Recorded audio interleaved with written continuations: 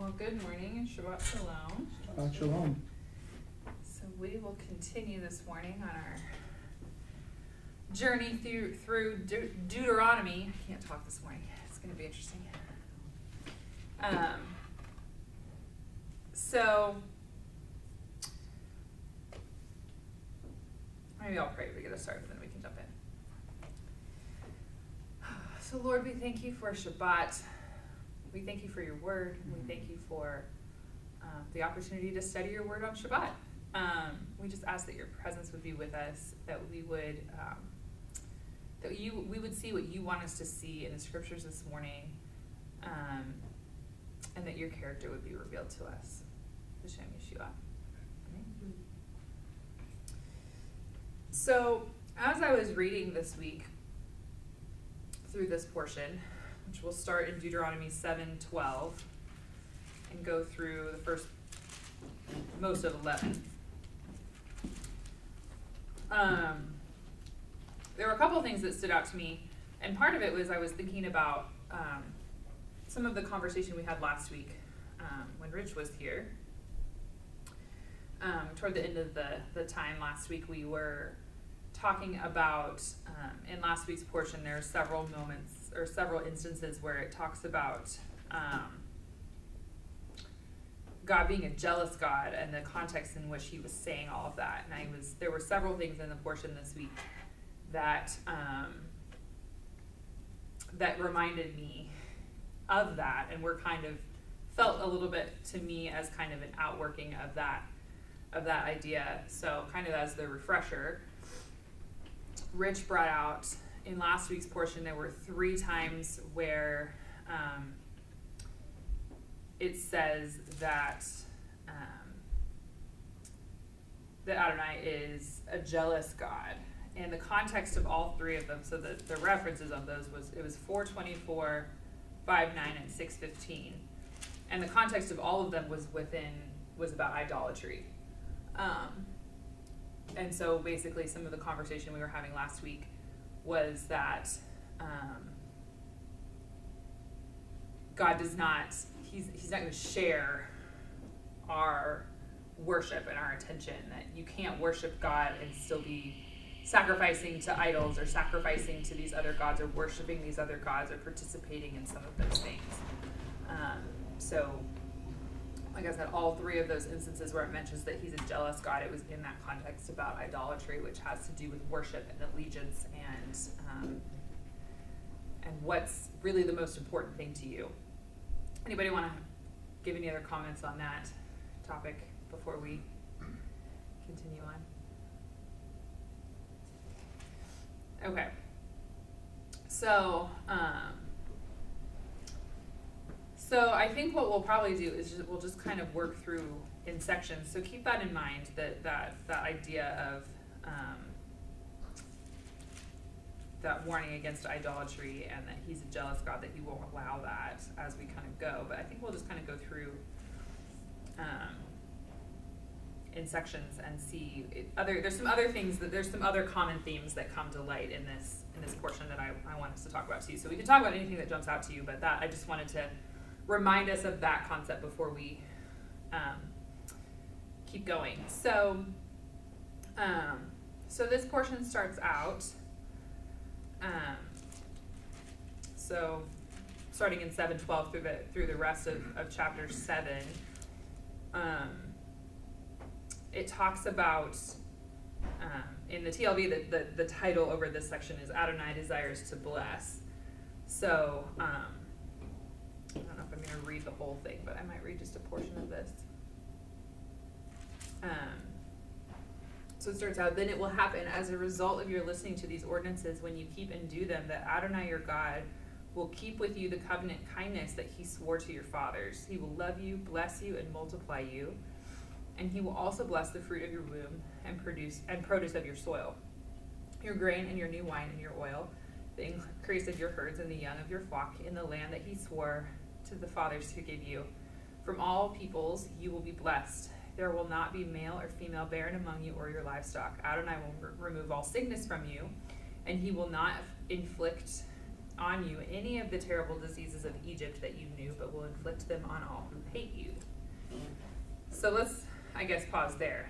So in this paragraph, basically, there's a few things that hopefully, as we're starting to try to see the covenant faithfulness through the Torah, that maybe there's some things in this, even just in this, short passage that remind us of some previous covenants. Anybody want to mention those things? Promise to Abraham. The promise to Abraham, yeah. In what way? Israel, Uh-huh. right?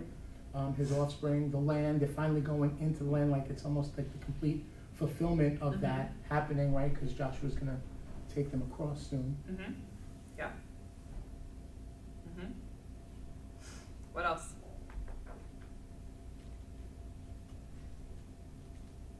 There's one other covenant or promise or command that I want us to see in this, because it comes up actually a few times in this portion before Abraham.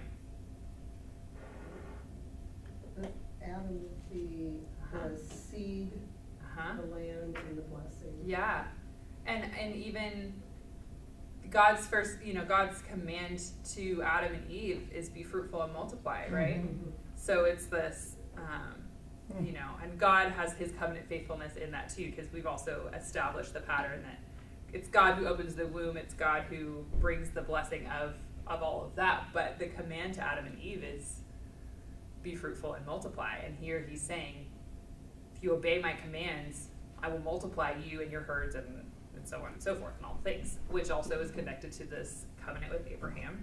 Mm-hmm. So in some sense, so it seems that God is consistent, Go figure. which is really helpful for us, right? Yes. Okay, good. So let's keep going. So the next section, I'm just going to kind of paraphrase a little bit, because we'll be here all day if we read all of it. Even though I love so many things in this portion, I kind of do want to just sit here and read the whole thing. But for the sake of time, I will keep us moving a little bit. So then it goes in. It talks about as they go in, that they are going to basically overcome all these people. It does talk about in verse 16, you're not to serve their gods, that they would be a snare to you. And it talks about remembering what God did in Egypt and the signs and wonders that happened there. And God, I think this is an interesting verse in verse 20. Moreover, Adonai your God will send the hornet against them until the survivors of those in hiding perish before you.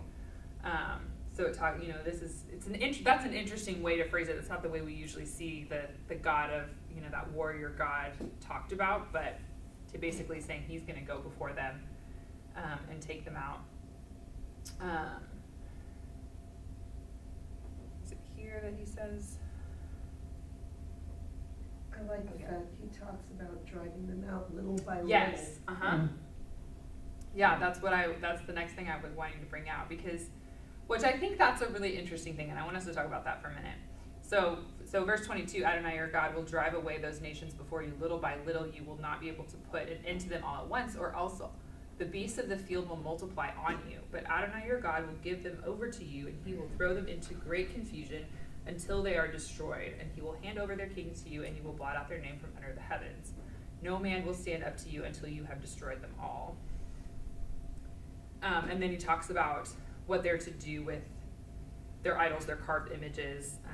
Because again, going back to, he's very clear, you're not to keep anything that's going to lead you to be worshiping another god.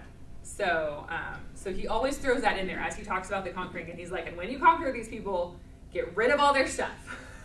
Like, you're not supposed to keep it as your treasures, because there's bad stuff connected to it. But anyway, this little by little thing is really interesting. Years ago, I always think of it when I read this passage. Several years ago, I'm trying to think of how long ago it was. It was when we were still at Crossroads. So that was at least 6 or 7 years ago, I think. I kind of have lost track of time and what years we were in what places. But anyway, Sarah Cleary gave a drash on this portion. and she talked about this little by little concept because, and she was equating it also to discipleship, like discipleship happens little by little, but the principle here is about how they're to conquer the land, which, you know, I think we would prefer to think about it as they just go in and they throw everybody out and they take over and the end, but that's not what happens. And so it's interesting that this happens little by little because the time that it takes allows them to be influenced, right, by the other people that are in the land.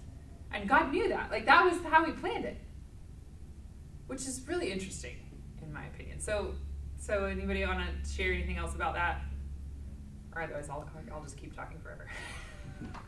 Well, I had thought about that little by little because this week I got into the book of Judges again, and right off the bat it's like, you know, Caleb's trying to go down and take this land, and so we're beyond Joshua, and you're sitting there. At first you want to go, guys, you were told to go in there and take the land. Why isn't this all occupied by now? But then you go back and look at this, and there was a strategy to doing this. I mean, you want to just say, yeah, they weren't doing what they were told, but the Lord told them right up front, it would be little by little. Right. And also, it makes me think, and I didn't go look and find the reference. It's somewhere, I think it's somewhere in Numbers, where it talks about the land, and it talks about the fruit of the land, and like basically the process of, like, basically they're going to eat the harvest of the fruit that's already there. Like, that's like God providing for them, but it's already there because it's been grown and cultivated by these other people who are living in the land, and so that all like interconnects. So it's really his plan to take care of them. Yeah.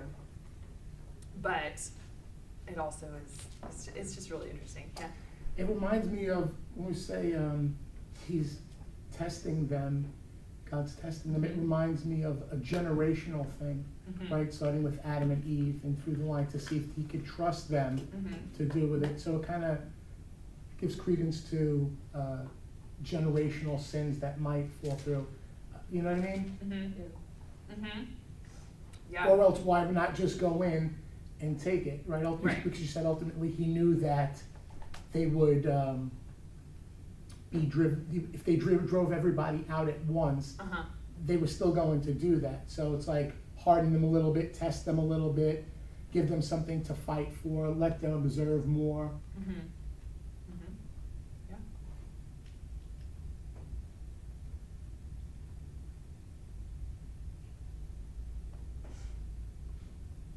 Yeah, that's good. And I think it also is that I think another thing to note about this passage and the way that he talks about this, that this is kind of being laid out, is that it's Adonai that's going and conquering, right? It's Adonai that's driving out the people before them, which I think is really important, and that's another theme that we'll keep coming back to in this portion. Okay, so let's keep going. So Deuteronomy 8 is again it's bringing out this this principle of you have to take care to do the whole mitzvah, to obey all of the commands, so that, again in 8:1, so that you may live and multiply and go in and possess the land that Adonai swore to your fathers. And it talks about remembering again what God has done these 40 years. And remember, he's talking to the second generation at this point. And so some of the language is interesting in this portion because it talks about them as like, you did all of these things and you experienced all of these things. Well, either they were children or they didn't experience some of these things. So it's interesting, like it's this still this kind of community people identification, even though they may not have specifically experienced all the events that they're being told to remember, which is really interesting. And I was talking with someone this week that it was like, it even reminds me of like at Passover, like there's a lot of language during the Seder that's like, remember what God did for you when he brought you out of Egypt. And it's still this very like, all of Israel and all the Jewish people are still very identified with that generation, even though of course no one alive today was there when all that happened. But it's still that identification with you are attached to this people, and so it's to remain in your memory, which is a really interesting concept. But anyway, he's telling them and he's reminding them of everything that God has done for them. He afflicted you and let you hunger. He fed you manna. I have to read these few verses because I love it so much. So starting in verse 3, he afflicted you and let you hunger. He fed you manna, which neither you nor your fathers had known, in order to make you understand that man does not live by bread alone, but by every word that comes from the mouth of Adonai. Neither did your clothing wear out on you, nor did your foot swell these 40 years. Now you know in your heart that as a man disciplines his son, so Adonai your God disciplines you. So you are to keep the mitzvot of Adonai your God and walk in his ways and fear him, for Adonai your God is bringing you into a good land. And he talks, and then it goes on to list the fruit of this land and all of the good things that are there for them. And then in verse 11 again, it's this continued reminder: take care that you do not forget Adonai your God by not keeping his mitzvot, ordinances, and statutes that I am commanding you today. And then he gives the consequences, which is what the Lord does, right? He's like, if you don't do this, this is everything that's going to happen. Surely you will die. Surely you will die. And so let's talk about that a little bit. We have this right next to each other. This is what happens if you obey, and this is what happens if you don't. Well, to me, it kind of went back up to verse 5. Now you know in your heart that as a man disciplines his son, so Adonai disciplines you. Right. So basically, he's letting them know there's a consequence for actions. The same way with if you're my son, I'll bless you if you're an obedient son, and not fighting against me, but a rebellious child gets disciplined. And so to me, he's kind of showing, if you live in the dad's house and you're doing okay, this is what you get. But if you fight against this is going to, and so I think there's still a kindness in him. They can't say, well, I didn't know this was going to happen. Right. Because there's a lot of that to remember context in there. Yeah, that's good. Yeah. I'm not sure I see it as consequences as discipline necessarily. Okay. Basically, to me, he's telling them, listen, this is what you need to do. If you don't do this, I can't help you. Yes. You step out from under the umbrella, I can't help you. Right. And I think on some level that is the case, because like we've talked about before, like there's this whole aspect that he's a holy God and he requires certain, so you're saying, kind of another way of, I think what you're saying is, these are the requirements so that you can stay in my presence. If you don't fulfill this, then you're not in my presence. And then what happens to you is a little bit on you. Yeah. Which is true. I think sometimes where the discipline, I think there is action on the part of the Lord at times also, though, because it talks about in various places, that they will be cast out of the land. And I think God is a participant in that happening. And that's where I would see some of the discipline. So I think it's a both and. I think there are the if you step out from under my covering, if you step out from under the umbrella and it's raining, you're gonna get wet. It's hard to argue that 100%. Yes, and then, but then I also think there are times when God takes action because he has to, because of the blatant disobedience of the people. So we can keep talking about this, but I want to point out one thing in chapter 8 here too.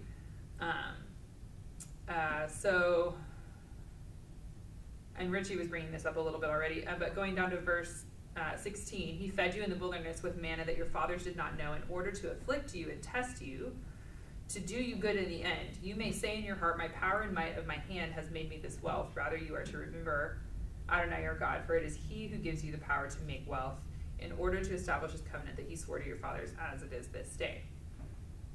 And then I'm also going to jump a little bit. So later, a little bit later, in 9:4, he warns them about this, about how they're to view all these things that are going to happen. It says, after Adonai your God has driven them out from before you, do not say in your heart, it is because of my righteousness that Adonai has brought me in to possess the land. It is because of the wickedness of these nations that Adonai is driving them out from before you. It is not by your righteousness or the uprightness of your heart that you are going in to possess the land. Rather, because of the wickedness of these nations, Adonai your God is driving them out from before you, and in order to keep the word of Adonai swore to your fathers, to Abraham, to Isaac, and to Jacob. Yeah. So you should understand that it is not because of your righteousness that Adonai your God is giving this to you, giving you this goodness, giving you the land to possess, for you are a stiff-necked people. So in both of these passages, he's basically warning them, like, you're not to take credit for this.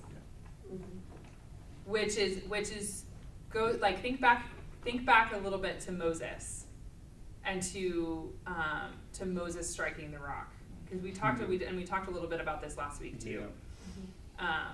The issue with Moses striking the rock was that he wasn't letting God's name be sanctified. He was doing it in his power. He was kind of taking the credit in some sense. And so as they're about to go in and the Lord's about to do even bigger things to go before them and to start clearing out the land, to help them have victory, to all these things, he's like, don't do that. Don't tarnish my holiness. Don't touch the glory, basically, and take it as your own.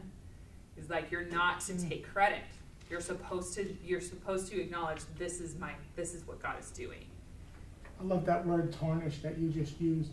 It reminds me of at the rock when I was telling Aaron and Moshe that they were going to consecrate themselves to me, right? They would have seen him in that light of him being the provider and giving them water, and they tarnished that, and which was one of the reasons why Moses wasn't allowed to go in ultimately. It's a good point. Yeah. Yeah, I don't know if you guys touched up on this, but there's a continual theme of, like, especially chapter 7, verse 7, starts with, I've set my heart towards you, on you, and then I'm keeping my covenant promise to the fathers, and then he repeats it again. I'm kicking these guys out of the land as part of my covenantal oath to your fathers. So there's this continual theme of, like, the Lord wanting to dwell in the midst of his people because he loves his people, right? I've set my heart on you. And then it's not only his love towards the people, it's also his keeping his oath and covenant. But it even goes before the patriarchs because of the promise. It's really God's plan of redemption and restoration to bring heaven and earth back in right alignment and order. So this, from the beginning, the Lord has set his heart also on the land, the Garden of Eden, where heaven and earth is to touch. So he wants a holy people, his holy segula, this possession, a holy priesthood that would be in the land that he chose to make his name known. So this progression of, like, I want to be in the midst of my people. I love my people. I'm also a God who keeps my covenant and oath. The people that are actually living in the land right now have defiled it. The land is now going to spew them out because of the defilement, all the unrighteousness and the blood that cries out from the land itself. And he says to the Israelites, hey, if you also break covenant with me and you continue to defile the land, I'm going to expel you out of the land. So there's this idea, the discipline, like you were saying, is expulsion from the land, which means also from the presence of God. Like, you can't separate God's heart where he's going to dwell and where he's going to make his name known, which is his presence. So even looking at the laws that are given, if you obey my commandments, it's actually, the commandments are a means to fellowship with this God who wants to be with them. And so it's a relational cry of the father who wants to be with his children in some sense, and not kind of looking at it like a bunch of like do's and don'ts. It's actually a God who's making a way to be in the midst of the people he loves and enjoys, and wants to make his name known in their midst. Like, so that continual theme of love, oath, keeping oath, and also the expulsion from the land connected to this whole redemptive reality. Wasn't the iniquity not being reached by the people who were in the land prior to Israel? Isn't that amazing? One of the reasons how just and righteous he is, right? They couldn't go in until was it the Amorite or the Amalekite or the sins of the Amorites? Yeah, they couldn't go in because they had Yeah, it's so interesting, and it's just this. It's so interesting, and it's another one of these instances, I think, where we see that that Adonai is different from all other gods, because because it's all still based in relationship. Yeah. It's like, you need to keep my mitzvot so I can dwell among you, so that I can participate with you, and go before you, into the land and all these things. Like, I think he's not a distant God. He's like, I want to be with you, because then I can help you, and I can go and I can do all these things. I can, be part of casting all these people out. And even just in even the discipline aspect of it, it's like, he's like, hey, I want you to we're going to work this out relationally. And I think, as we've kind of gone through the Torah, we're kind of seeing the maturity of the Israelites growing. Whereas right when they come out of Egypt, it's like he's building trust with them, and he's got to meet their every need. He's got to give them water and food and shelter. He's got to provide their basic needs to prove he's not just the God who does these big dramatic events and then is like, all right, see you later, got you out, you're on your own. He's like, no, he's going to meet their basic human needs in the wilderness to build trust. And and then as we go along and he starts giving the commandments, he gives the 10 words, he gives, he encounters them, he gives them the instruction for the tabernacle, he has a place to dwell with, and we see that all building. And so now he's really to the point, which I think again, going back to the parenting analogy, I think that you can see you see that with small children, you meet their every need. They need to know their parents and their caregivers are safe place for them, that they can, when they get hurt, they can run and cry and go to their parents, and they're going to be taken care of. But then as they grow and they get older and they have these levels of responsibility, it becomes just like what Stan was talking about. It's you think of teenagers, it's you can tell teenagers all day long, if you make this choice, it's not going to go super well for you. And there's usually still some boundaries and some protections. But at some point you're all right, you got to be all right, you are determined to do this, go ahead, and you are responsible for the consequences, which is kind of what's being said here, right? And so they've become teenagers or something with the Lord, I don't know. But my point is to show we've had this maturity in the relationship where he's look, I've laid this out, this is what's expected of you, and I'm telling you, and I've shown myself faithful, that I'm looking out for your best interest, and yet I know that you have free will and that you have your own desires of your heart, and you have to decide what you're going to do with that. And so he's making it very clear there are consequences, or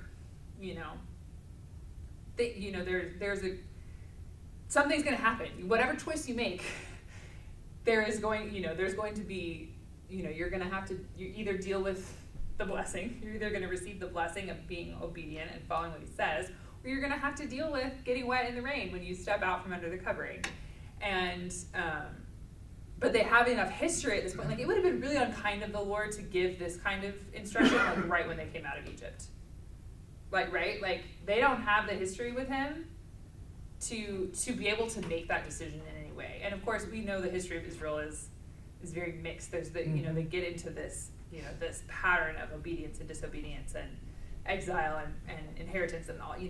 That's the history of Israel. But at the same time, we can still see the maturity. We have the history established of his covenant faithfulness, that even in the discipline or the allowing them to experience the consequences of their action, that doesn't mean they become like unchosen. He doesn't go choose another group of people. He's faithful to them, and he's like, all right, you didn't make some great choices, but now your hearts have turned back, so now we keep going. Yeah. And so, but I just think it's really cool to start to see this progression of this maturity. Yeah. So, and kind of like what Johannes was talking about or touching on this, when he's telling them, you know, I'm doing this not because of your righteousness, but people in that land are really wicked. The Lord knows, like, the wickedness. Like, if Right. these were okay people living in the land, then he may have, and they were people that may have had a heart that would be willing to turn towards him, then go ahead and make treaties, marry amongst them. But he knows the reality of who these people groups are and the level of their wickedness in this land. And he might call Israel stiff-necked, but he didn't call them wicked. Because Right. he knew, okay, this group of people, I put my name on them and I can work with them. They might be stiff-necked, but I can work with them. But the Lord's not interested in obviously working with wickedness. Right. You know, it's his land, like they say, he wants it clean, he wants it holy, he wants to bring these people into there. The people that are living in there right now are not gonna repent and turn to him, because we've seen him go to we've seen him send prophets to wicked nations, knowing whether or not these people are willing to repent. This wasn't even an option he gave these people, because he already knew. I mean, we have Egyptians, we have the foreigners living in the Right. midst. Right. So we do know that there are people that are willing to grip hold of them. Right. But we also know that there's obviously people groups that the wickedness is too far Right. gone. Right.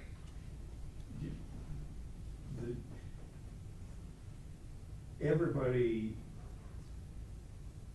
Israel included, I mean, they sinned. They did some really stupid things, but maybe the difference is they had the good sense to feel guilty about it. Yeah, I mean, in some sense, realizing you're wrong and repenting goes a long way, right? Yeah, and I think it's this, and yes, so I think that the wicked people in the land, I think God knows their hearts, right? And there may be, the few who are like, no, we actually want to follow your God, which there's requirement to that, right? Like, that doesn't mean it's like, no, we're gonna acknowledge this is your God, but I'm gonna keep this God too. Like that God, like we were talking about, like with God's, like his jealousy, like he doesn't allow that mixture. Which is, I think, a big part of why he's so clear about the people, about overtaking these people and not allowing them to continue, is because he knows. He knows if they just go live among them and rub shoulders with them, like there's going to be influence. Like you become like who you're around, right? Like there's a statistic out there that's like you are like your own person is like a reflection of the 5 closest people around you. Like, because we pick up on habits. Like I've noticed it. Like there's things, if there's someone I hang out with all the time and they have this phrase that they say all the time, I'm probably going to start saying it, or different things. Like the people around you impact you. And so he knows that if they just go and try to blend in with these people, they're not going to keep that single-minded, single devotion to God, which again, like I was saying earlier, is why, as he talks about going in and conquering them, he's like, and you don't keep their stuff. Like you don't get to keep their carved idol image as a souvenir in your house. Like you have to destroy it. Like, no. This is not going to go well for you. So that's good. So I want to bring out, and we've touched on it, but I just want to like point out, because one of the things I was noticing, because it several times in this portion, it has some version of you are to keep this mitzvot, you are to obey the commands, you're to do these things basically, so that, and there's always this so that. So I want to look at all of them here together just so we can see all of the places where it says this, and hopefully I didn't miss one. I tried to catch them all. I might have missed one. Before we go there, Yeah. Terry had something you Sure. wanted to add. Well, a lot of this relates to, we kind of passed over that place, where it talked about, I don't remember what the scriptural passage was, but you brought out that it was, remember, similar to, the Passover liturgy. Mm-hmm. And I think you said, used the term you, but the one that we have says, this is what my God did for me when he brought me out of the land of Israel.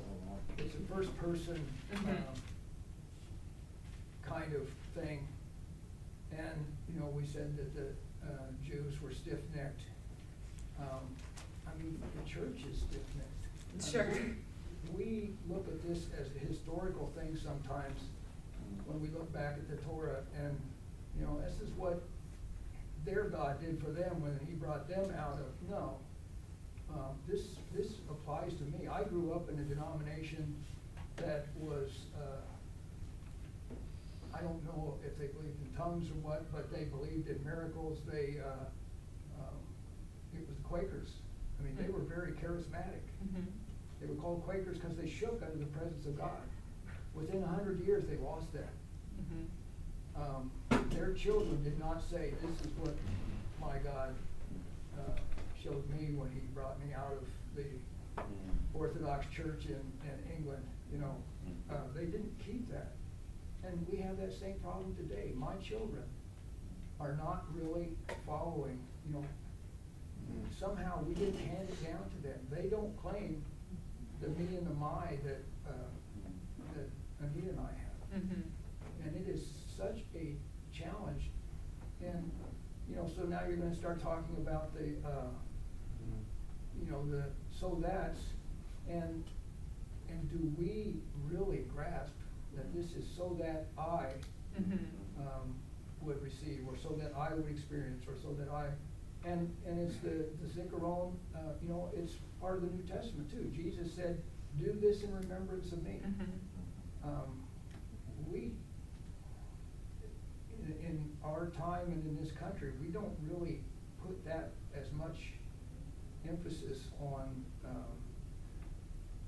you know, that connection with our past, and that it binds us the same way that it bound them. So, anyway.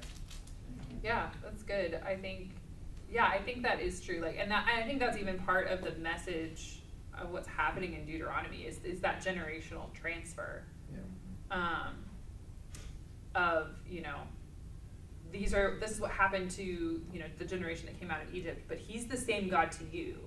Yeah.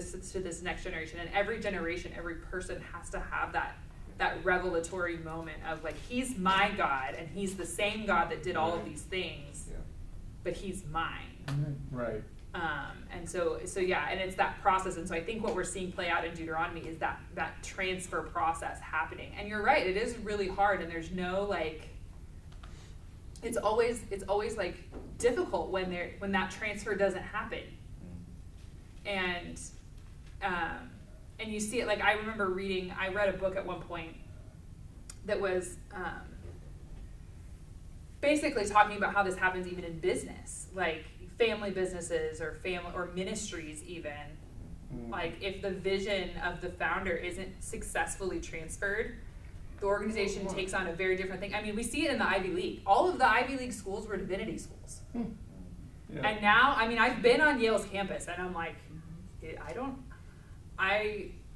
they are doing everything they can to keep God off of that campus. Even in the divinity school. I know someone who got his MDiv at Yale. And I was there when he was there. Like, he and his wife, I was visiting them while he was working on his MDiv, and to hear him talk about it. He loves the Lord, and he managed to continue to love the Lord through it, praise the Lord.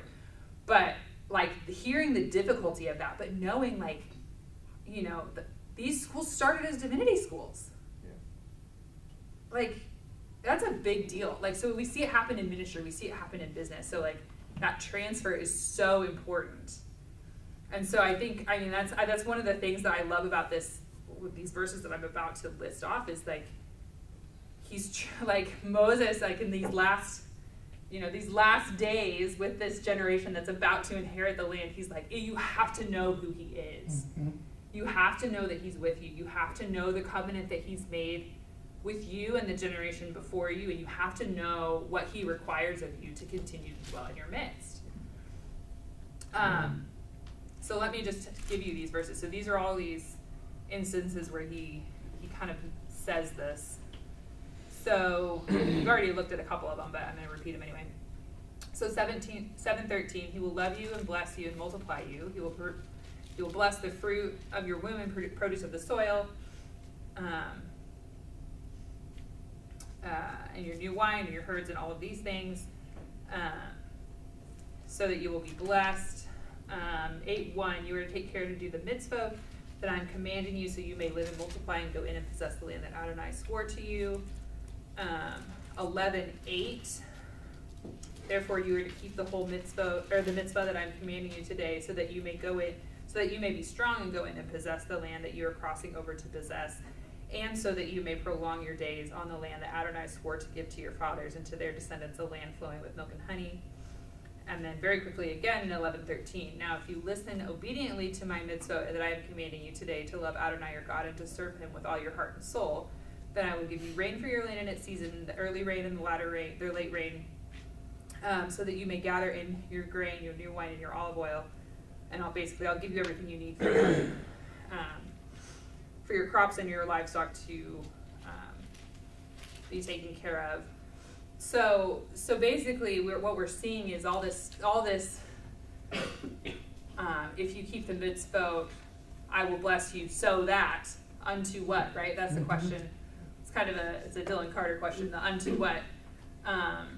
It's this unto the multiply, and we talked about that even going back to Adam, to the commandment to Adam to be fruitful and multiply, and then of course to Abraham, of that land seed and blessing covenant with Abraham.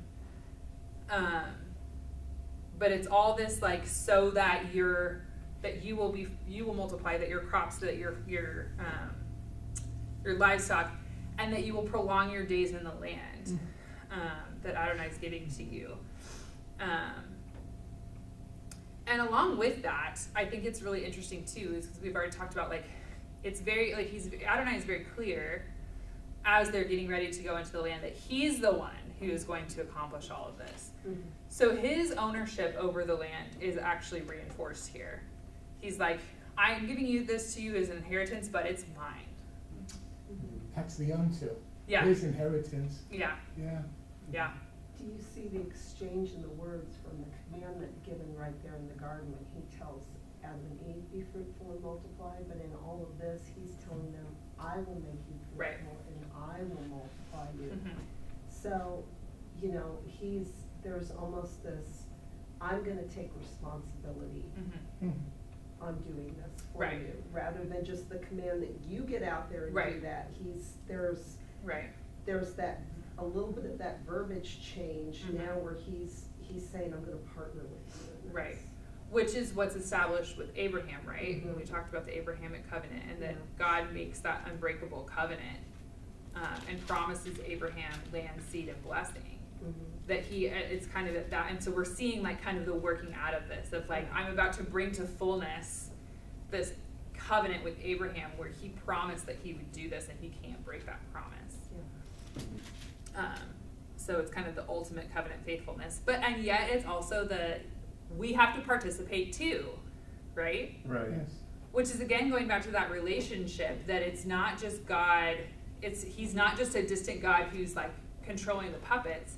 He wants that relationship. Yeah. Right, because in chapter 10, verse 16, he declares they're a stiff-necked people, but he says to them, circumcise the foreskin of your heart. Right.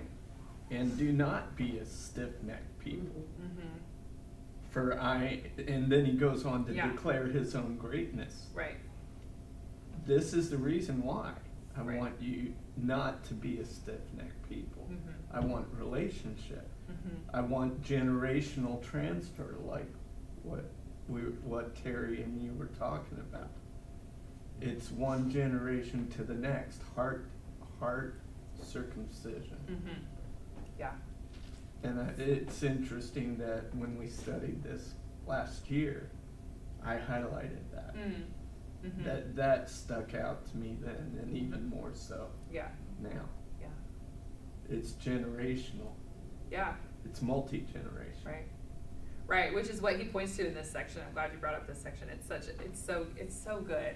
Just there's so much goodness in in these passages. I mean, Like this, I'm just gonna read this whole section because it shows and again it shows the covenantal aspect of God too. But 10:16, starting in 10:16. Circumcise the foreskin of your heart, therefore, and do not be stiff-necked anymore. For Adonai your God is God of gods and Lord of lords, the great, mighty, and awesome God who does not show partiality or take a bribe. He enacts justice for the orphan and widow and loves the outsider, giving him food and clothing. Therefore, love the outsider, for you were outsiders in the land of Egypt. Adonai your God, you will fear, and him you will serve. To him you will cling, and by his name you will swear. He is your praise, and he is your God, who has done for you these great and awesome things that your eyes have seen. Your fathers went down to Egypt with 70 persons, and now Adonai your God has made you like the stars of the heavens in number, which is exactly what he promised Abraham.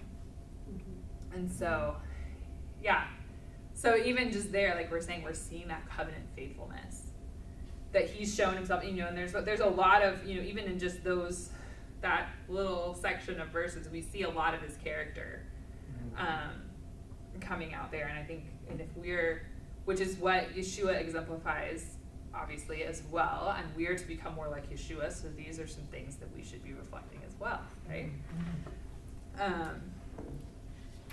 It's always good when you can point to those verses of like, oh, this is what we're supposed to do. This is who we're supposed to be. I love when he says that love the outsider. And I think times I feel like an outsider, and the Lord says, why should you be surprised? Yeah.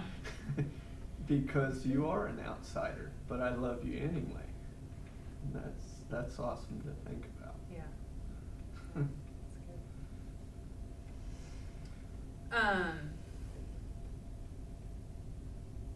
Yeah.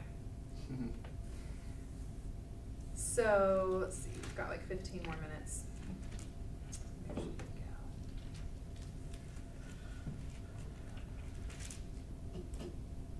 go? Yes, Johannes? No, keep going.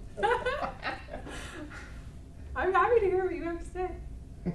The ancients would understand this idea of, I think the TLV says dispossess a couple of times. I'm not sure if it's in the CSB but he's talking about like he's going to dispossess the nations who are already living there, and then bring in his people, his treasured people, right? And then you go in chapter 12, I think it says like where he's speaking of finding the place where is, in terms of the worship, finding the place where he is going to make his name known. So there's a place that God desired to make his name revealed to the whole world, and which is back to the garden theme, right? This it's always been this fight for Jerusalem, fight for this place where God has desired. I have desired this place. And so the ancients would have understood this changing of the guards, not just in terms of the people, but it also in terms of what happens in heaven, also kind of finding like there's a correlation of the changing of the guards in some sense. So Adonai is dispossessing the nation, so they would have understood like, oh, our God's actually lost.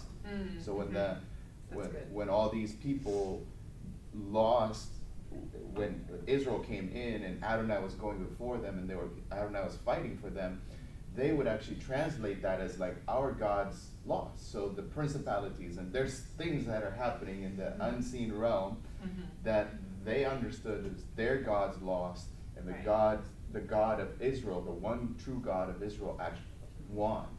So I don't know. I just wanted to. No, that's really good because it goes back to this idea of the the ancient mindset. They didn't have to work to understand the integration of the physical and the spiritual. That was their lived reality. Right. That was the assumed situation, that physical and spiritual are completely intertwined and they impact each other. we have to overcome this Platonic dualism that the spiritual is over here and the physical is over here, and we have to decide which world is better to live in. We're gonna emphasize one over the other. We've lost that integration, and so we always have to overcome that in our modern mindset. But like Johannes is saying, the ancients, they would have thought that was extremely strange. They would have been like, "What are you talking about? Like, that's how you can't separate them." And so, and even I'm glad you said that, because I think this, we mentioned briefly earlier that it's God's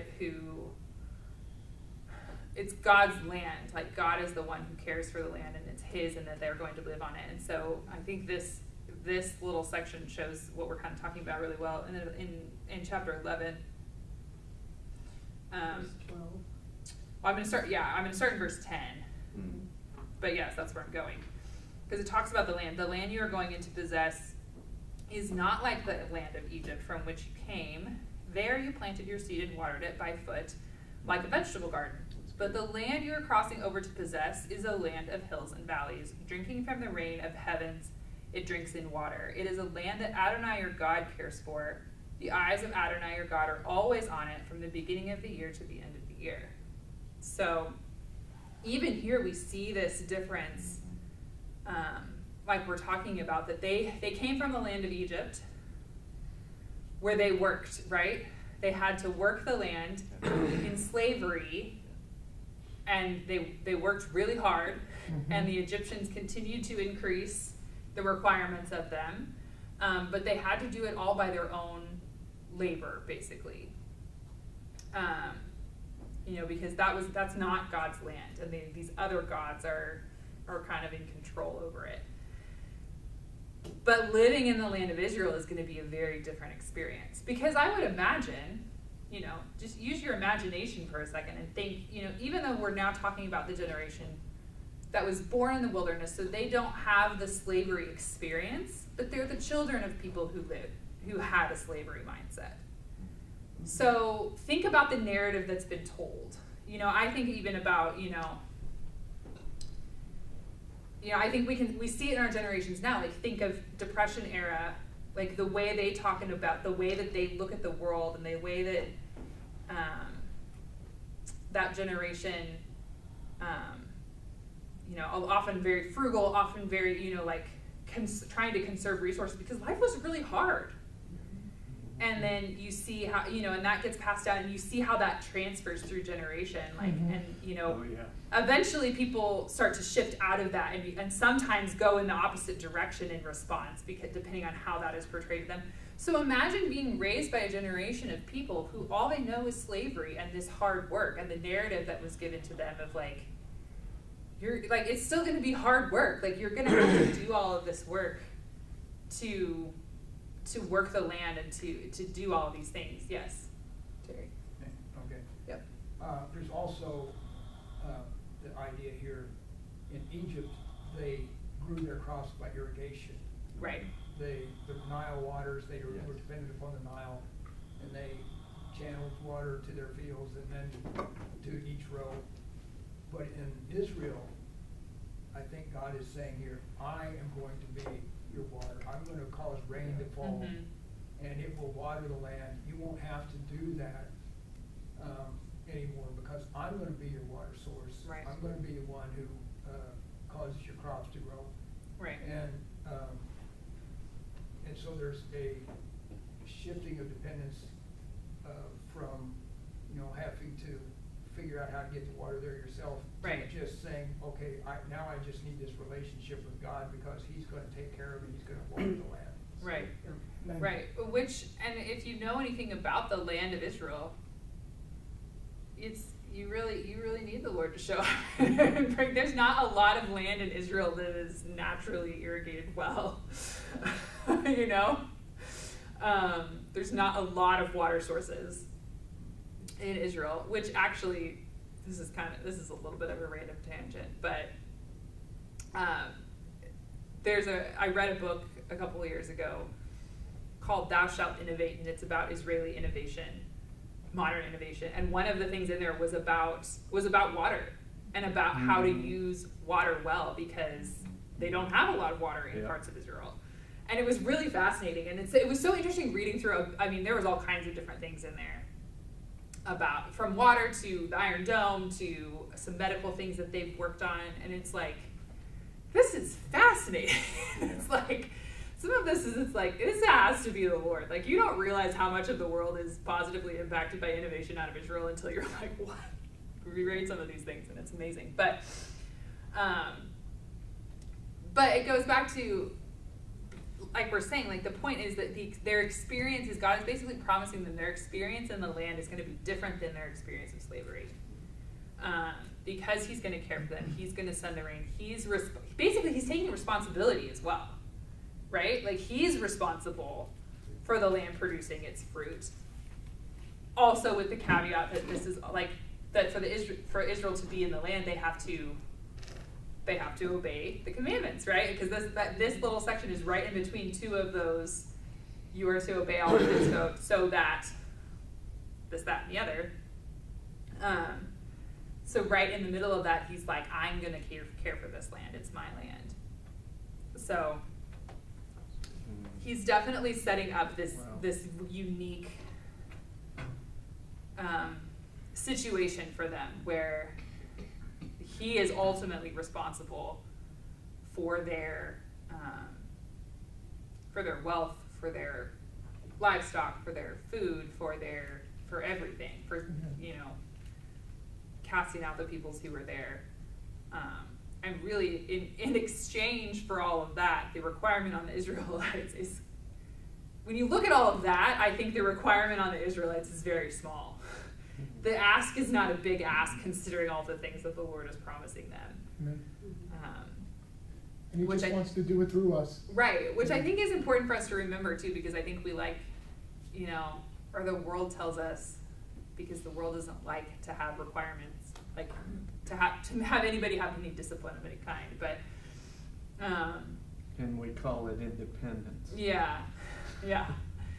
But it's like, it seems like we have to do so much. Like we can put it in this, like we are sacrificing, we are doing so much for the sake of following the Lord. But what he promises and what he gives, like his side of the deal, we're doing well. Like, you know what I mean? Like we're on the gracious side of this. And so I think looking at some of this is helpful to remember that that's his character. It's like, yes, he requires, but in comparison to what he's promising and what he wants to give us, it's very small. I feel like he gives us the key too with that word, zakar, remember, right? Be mindful, consider, boast about it, right?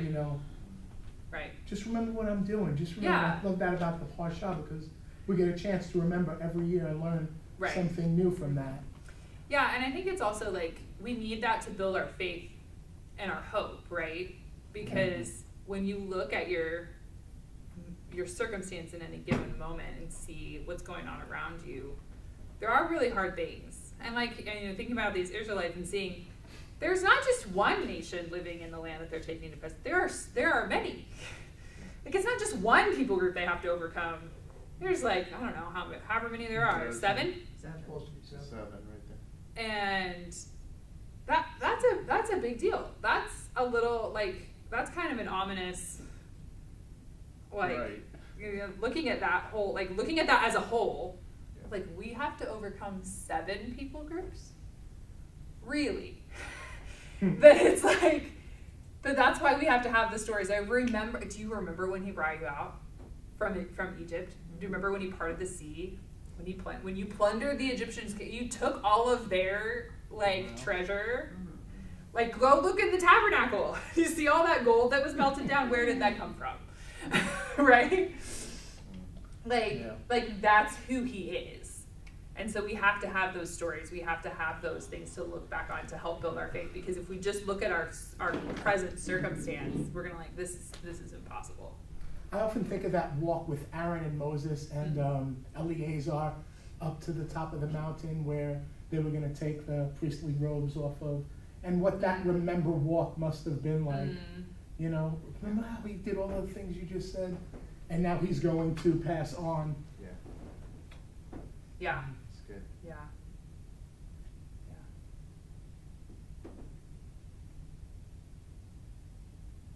I feel like you got another thought. No, I don't. Okay. Not this time. I was like, So I have a question. okay. With that word being remember, Mhm. and society the way it is today, society has such a short attention span, Mhm. right? And can't concentrate more than whatever it is, 3 or 4 seconds in a row. How do we share that remembrance with them? You know, how do we get them to remember and understand? And Mhm. like, what does that look like today? I see how it is played out with your children, you know, but what about the rest of the world and getting them to remember? Yeah, Mhm. it's a good question. Wow. Because I think along with that, the challenge of overcoming is currently we have a culture that says there's no such thing as absolute truth. Mm-hmm. So remembering is often takes the form of rewriting history, rewriting the meaning of history, right? And so it's Mm. like, how do we overcome that? Mm. Because I think those are very connected ideas. Yeah. You know, because if you think about the narratives of history that are being popularized right now, they're remembering, but they're rewriting the meaning. Yeah. So Meta good. narratives. Well, then there's That's also good. the issue that there is no absolute truth, everything is relative. Right. Mm. I don't know that this would help anybody. He's not a person that I have listened to that much in the past, but Chip Ingram is doing a series now about talking to our generation. And he's saying used to you could lay out an argument, you know, you get this fact, this fact, this fact, and therefore this truth. He said you can't do that anymore because you get back, well, that's your truth, that's not my Right. truth. Mm. And so anyway, he's doing this series now that I wanna hear, even though I haven't listened to him that much in the past, because he's saying we can't use arguments anymore. We've gotta use, we used to use arguments first and then grace Mhm. second. He says now it's gotta be grace first, and then people will learn Yeah. the facts later. And anyway, it's just been intriguing because I have recognized that, you know, we're in a different kind of world now. Yeah. Where people really don't have a general grounding in the idea of God and the scriptures and the truth of Christianity. That no longer exists. Mhm. And we are basically back in the first century talking to the pagans in Rome, as the first church did. Yeah. And Anyway. we have as many gods Yeah. that we deal with today as they did. Right. So I'll say that, and we see this, Johannes and I just finished a class about Christian history and renewal, and we were talking about some of this, watching this shift, and it tends to be a pendulum swing. And the way I'll frame it within theology or belief is that we swing from the rational to the emotional, right? And so we, like we're saying, it used to be you could lay out a rational argument, and that would influence people. Now with this find your own truth postmodern situation, we're swinging back the other way, where your felt experience is what's important. So what do we need the Lord to do in that? We need the Lord to show up. Amen. We need people to experience in the Lord in a way that's undeniable, which requires us to rely on Him in a much bigger way, because when you're talking to someone, your rational argument is probably not going to get you very far. You need the Spirit to show up. Yeah. So we have to be sensitive to it, and we have to be prepared for whatever this person in front of us hopefully experiences, Amen. to not, like we're talking about in these verses, to not call it our own righteousness and say, look, I did that. I led that person to the Lord. I got that person to experience the Lord. No, He showed up because He's merciful and gracious and kind. Hallelujah. And I think Hallelujah. it's gotta be relational. We've gotta For show sure. people a lifestyle that impacts them, that impresses them with something is going on here. Yeah. And we can't make the Moses mistake of striking a rock. Right. And damaging the image that we were trying to represent. We really have to represent Christ in our lives, and people will notice that we're really Yeah. living Christ. Yeah, it's like what Tom taught last Shabbat. It's the difference between implicit and explicit knowledge. We have had generations now that have taught explicit knowledge, but people want implicit experience. Right. And Yeah. that's where we have to balance both. Right. Because Right, because both we are need needed. both, right? Like we need, Exactly. the goal is to come back to a balanced Right. experience of both. Like you can't have all experience without any good solid foundational theology. And you can't have solid theology without experience of the Holy Spirit. I heard an illustration, and this is really silly, but I think it makes the point of like word and spirit as two sides of a pancake. So you make a pancake and you put it on the griddle. If you leave it on one side too long, what happens? That side burns and the other side's raw. You have to flip the pancake. You have to cook both sides, right? And so like the analogy was like, you know, one side of the pancake is the word, the other is the spirit. Like you gotta kind of give equal time, or you're gonna have burnt, some weird, nasty combination of burnt and raw. Like, you know, so like I know that's kind of silly, but I think like it makes the point of like we have to have both, and we have to be mindful of not letting either one get too much, because that's where like I said, we just took this class. As you watch, as there's overemphasis on either one, denominational splits, fractures, people walking away from the Lord, but when they start to re-emphasize and they start to really cry out to the Lord for truth, like truth of theology and spirit, revival breaks out. Yeah. So Lord, we thank you that you are with us. Lord, I just ask that we would grow in sensitivity to your spirit, that we would notice when you are nudging us to talk to someone, when you're nudging us to I don't know, just do whatever you want us to do, Lord, and that as we see you work, that we would call it your righteousness and not ours, Lord. So Lord, I just ask that you would help us grow in that discernment and those skills of inviting experience with you into our lives in a greater measure, Lord. Lord, I ask for your presence to continue to be with us through service and the rest of Shabbat and just throughout the rest of our weeks, Lord, as we start to look toward this wonderful fall high holy day season, Lord, that you would be preparing our hearts to experience more of you, Lord. B'Shem Yeshua. Amen. Thank you, Emma.